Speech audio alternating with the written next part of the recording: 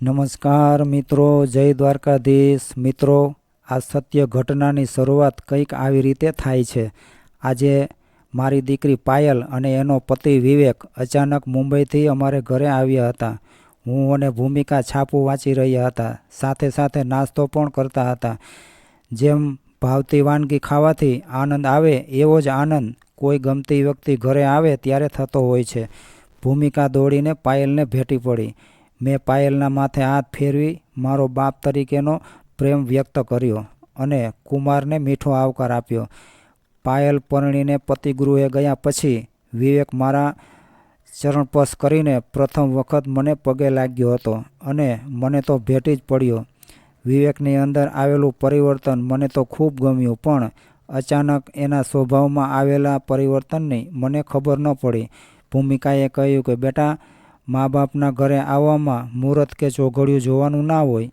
જ્યારે પણ ઈચ્છા થાય ત્યારે આવી જવાનું હોય, પણ આમ અચાનક જાણ કર્યા વગર આવવાનું કોઈ કારણ? વિવેક બોલ્યો કે બા, એમાં એવું છે ને કે મારી ધંધા માટેની ટૂર હતી, એટલે મેં પાયલને પૂછ્યું કે તારા બા બાપુજીને મળવું હોય તો મારી સાથે આવી જા, હું એ તરફ જ જઈ રહ્યો છું. અમારી આંખો ભીની થઈ ગઈ. ભૂમિકા બોલી કે સારું થયું બેટા તમે આવ્યા. એ વિડીયો કોલથી તો મોઢું જોઈને ખુશ થઈએ, પણ ભૂખ લાગી હોય ત્યારે વિડીયો કોલથી ભરેલ ભાણું બતાવે તો પેટ થોડું ભરાય. અમે બધા હસી પડ્યા.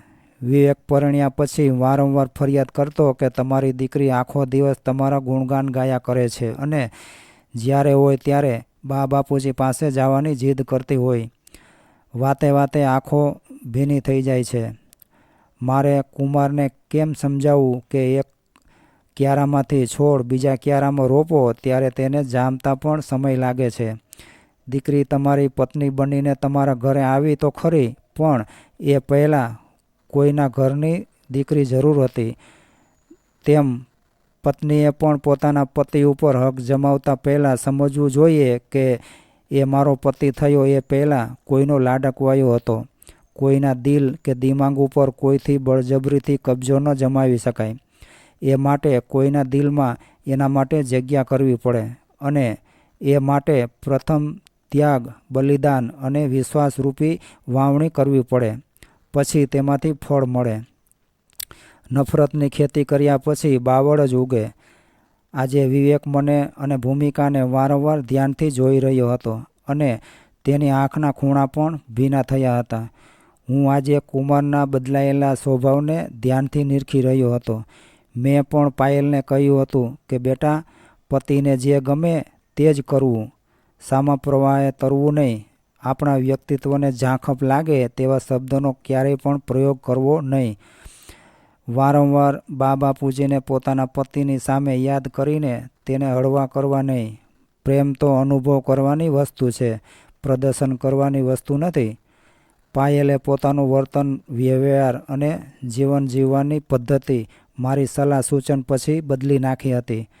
તેને ઈચ્છા થાય ત્યારે મોબાઈલ ઉપર તે અમારી સાથે લાંબી વાતો કરી લેતી.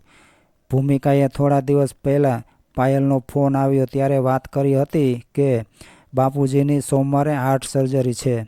હું સમજી ગયો હતો કે પાયલ અને કુમારનું અહીં આવવાનું આ પણ એક કારણ હોઈ શકે. ભૂમિકાએ ઊભા થતાં કહ્યું કે તમે બંને ફ્રેશ થાવ ત્યાં સુધીમાં હું તમારા બંને માટે ચા નાસ્તો તૈયાર કરું છું. ભૂમિકા અને પાયલ રસોડા તરફ રવાના થયા. એ દરમિયાન મેં કુમારને પૂછ્યું કે બેટા, તબિયત કેમ છે? ધંધો કેવો ચાલે છે? ત્યારે વિવેક પણ નમ્રતાથી બોલ્યો કે દ્વારકાધીશની કૃપા અને તમારા આશીર્વાદથી બધું બરાબર ચાલે છે. લગ્નની શરૂઆતમાં જ્યારે વિવેક ઘરે આવતો ત્યારે એનું અકળ વલણ હતું, પણ આજે તેની આંખો મને કંઈક કહેવા માગતી હોય એવું મને લાગતું હતું. મેં હિંમત કરીને પૂછી લીધું કે મારી દીકરી પાયલની કોઈ ફરિયાદ હોય તો મને કહો. વિવેક ગંભીરતા સાથે બોલ્યો, તમે માનવ નહીં પણ દેવ છો. પાયલે મને થોડી ઘણી વાત તો જરૂર કરી હતી, પણ એણે એવું પણ કહ્યું હતું કે વધુ વિગતવાર અને ઊંડાણભરી વાત બાપુજી તમને કરશે. વાત અધૂરી મૂકી છે. પૂજા તમારી દીકરી નથી તો પછી કોની દીકરી છે? હું સમજી ગયો હતો કે વિવેક શું કહેવા માગે છે. મેં કહ્યું કે બેટા, સંસારમાં દરેક સંબંધો લેણદેણ અથવા ઋણાનુબંધથી જોડાયેલા હોય છે. ઋણાનુબંધ પૂરા થાય એટલે ખેલ ખતમ. કુમાર, હવે તમે બરાબર ધ્યાનથી સાંભળજો. જ્યારે એ સમયે મારી બદલી થઈ ત્યારે હું આ શહેરમાં આવ્યો હતો. મેં એક સોસાયટીમાં ભાડે મકાન રાખ્યું હતું. સવારે રનિંગ કરવા હું અને ભૂમિકા નીકળતા ત્યારે વળતા એક બંગલામાંથી બહારની તરફ ખીલેલ ફૂલ હું ચૂંટી લેતો. એક દિવસ એ બંગલામાંથી મારી ઉંમરના એક ભાઈ બહાર આવ્યા અને આવીને મને મીઠી ભાષામાં ઠપકો આપ્યો. મેં મારાથી થયેલી ભૂલની માફી માગી. બીજે દિવસે હું ત્યાંથી પસાર થતો પણ ફૂલ તોડવાનું મેં બંધ કર્યું હતું. છતાં પણ એ ભાઈને સવારે હું જય શ્રી કૃષ્ણ કહેતો તો એ પણ હસીને મને જય શ્રી કૃષ્ણ કહેતા. એક દિવસ સવારે રનિંગ કરીને અમે પરત ફરી રહ્યા હતા ત્યારે એ ભાઈની નાની દીકરીએ બૂમ પાડી કે અંકલ ઊભા રહો. એણે દોડીને પ્લાસ્ટિકની બેગમાં કેટલાક ફૂલ ભરીને મને આપ્યા. અંકલ, આ ફૂલ તમારા માટે છે, લઈ જાઓ. મેં તેના માતા પિતા સામે જોયું. એ બે હાથ જોડી બોલ્યા કે માફ કરજો ભાઈ, તમારા અને મારા ભગવાન એક જ છે. આ ફૂલ મારા ભગવાનને ચડે કે પછી તમારા ભગવાનને ચડે, શું ફેર પડવાનો હતો? લઈ જાઓ. પૂજાના ફૂલ સમજીને મેં એ દીકરીના માથે હાથ ફેરવી પૂછ્યું કે બેટા, તારું નામ શું છે? ત્યારે એ નાનકડી બાળા બોલી કે પાયલ. પછી તો આ રોજનું થયું. ફૂલ કરતાં તો પાયલ સાથે મને વધારે માયા બંધાણી અને પાયલને પણ અમારી માયા લાગી. એક દિવસ અમે સવારે ત્યાંથી પસાર થતા હતા ત્યારે એ ઘર પાસે સફેદ વસ્ત્રોમાં ઘણા બધા ઊભા હતા. અમે દોડીને અંદર ગયા તો ખબર પડી કે રોડ અકસ્માતમાં પાયલે તેના માતા પિતા ગુમાવી દીધા હતા. પાયલના માથા પર પાટો બાંધેલો હતો પણ તે બચી ગઈ હતી. તેને કમનસીબ ગણવી કે ચમત્કાર એ મને સમજાયું નહીં. પાયલે અમને જોયા એટલે એ દોડીને ભૂમિકા અને મને ભેટી પડી. ભૂમિકાએ તેને તરત તેડી લીધી. ભૂમિકા એને છોડવા તૈયાર ન હતી. ઘણીવાર તેના મૃત માતા પિતા સામે જોવે અને ઘણીવાર અમારી સામે જોવે. એ માસૂમને ક્યાં ખબર હતી કે પંખીનો માળો કાળચક્ર એ પીંખી નાખ્યો છે. ત્યાં ઊભેલા તેમના કુટુંબના સભ્યો અને મિત્રોને પણ નવાઈ લાગી. અમે પાયલના કોણ છીએ? એ સવાલ દરેકના મગજમાં હતો. પ્રેમને ક્યાં કોઈ ભાષા કે સરહદ હોય છે? એ તો હૃદયના ઉભરાતી લાગણીઓની પરિભાષા છે. અમારી વચ્ચે માત્ર લાગણીના સંબંધો જ હતા. એ દિવસે રાત્રે અમારા ઘરે પૂજા સૂતી હતી. એનો માસૂમ ચહેરો જોઈ અમે આખી રાત ભીની આંખે જાગતા રહ્યા. પાયલના ભવિષ્ય અને પરવરિશનો મોટો સવાલ ઊભો થયો હતો. ભેગા થયેલા સગા સંબંધીઓ પાયલને આડકતરી રીતે કોઈક સંસ્થાને સોંપવાનું વિચારી રહ્યા હતા.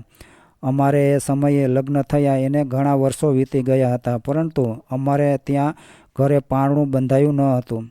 અમે એ રાત્રે જ નક્કી કરી લીધું હતું કે આ પાયલને આપણી દીકરી તરીકે સ્વીકારી લેવી છે. બસ કુમાર, અહીંથી અમારા લેણદેણ અને ઋણાનુબંધની સફર શરૂ થઈ. કુમાર ભીની આંખે બોલ્યો, મતલબ એ કે તમે પાયલને ફૂલ સમજી સાચવી અને એની પરવરિશ કરી? હા બેટા, અને આ ફૂલ જેવી પાયલ તમે વિશ્વાસ સાથે મને સમર્પિત કરી. તમે એના સગા માતા પિતા ન હોવા છતાં એક સગા માતા પિતાની જેમ એને સાચવી અને એનો ઉછેર કર્યો, અને સગા મા બાપ જે પ્રેમ આપે એ પ્રેમ તમે પાયલને આપ્યો. તો પછી હું તો તેનો પતિ છું.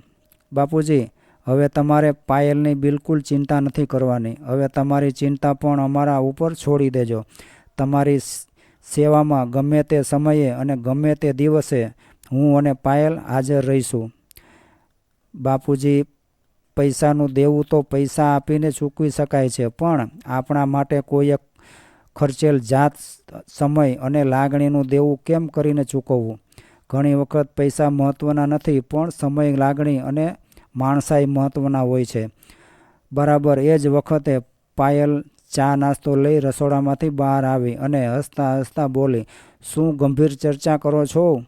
વિવેક હસીને બોલ્યો, કંઈ નહીં, બસ પાયલના ફૂલ. પાયલ હસી પડી.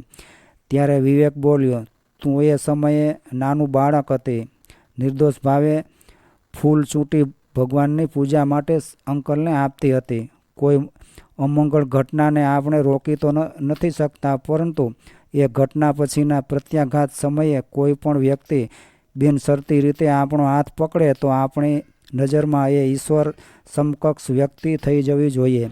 વિવેકના છેલ્લા શબ્દો મેં બરાબર ધ્યાનથી સાંભળ્યા અને બરાબર યાદ રાખ્યા. એ બોલ્યો હતો કે કોઈનું બાકી નથી રાખતો ગિરધારી, વ્યાજ સાથે પાછું આપે છે મુરારી. તે ઈશ્વરની પૂજા માટે આપેલા એક ફૂલ અને પાંદડીનું ઈશ્વરે તને વ્યાજ સાથે વળતર ચૂકવ્યું છે. વિવેક અમારી સામે જોઈ બોલ્યો, ધન્ય છે તમારી ધીરજ અને તમારી સજ્જનતા. તમે ક્યારેય આવડી મોટી ઘટનાનો અણસાર પણ મને આવવા દીધો નથી કે પછી કોઈ આશા અપેક્ષાઓ પણ અમારી પાસેથી રાખી નથી. મેં કહ્યું કે કુમાર, જીવનમાં બની શકે તો માંગણી કરતાં લાગણીને વધારે મહત્ત્વ આપજો, કેમ કે સંબંધોને હંમેશા સાચવવાના હોય છે, વાપરવાના નહીં. વિવેક મારી સામે જોઈ રહ્યો. ત્યાં ભૂમિકા બોલી, લ્યો કુમાર, ચા પીઓ, ઠંડી થઈ જશે. ત્યારે વિવેકે કહ્યું કે બા, ઠંડો તો હું ત્યારે જ થઈ ગયો હતો જ્યારે મેં આ ઘટનાક્રમ સાંભળ્યો હતો. તો મિત્રો, હાસ્ય આપીને ફક્ત પ્રેમના પગથિયાં જ ચડાય. હૈયાના દરવાજા તો ત્યારે જ ખુલે જ્યારે આંખોમાં લાગણી ઉભરાતી હોય. મિત્રો, આ કહાની પસંદ આવી હોય તો વિડીયોને લાઇક, શેર અને ચેનલને સબસ્ક્રાઈબ જરૂરથી કરજો. જય દ્વારકાધીશ.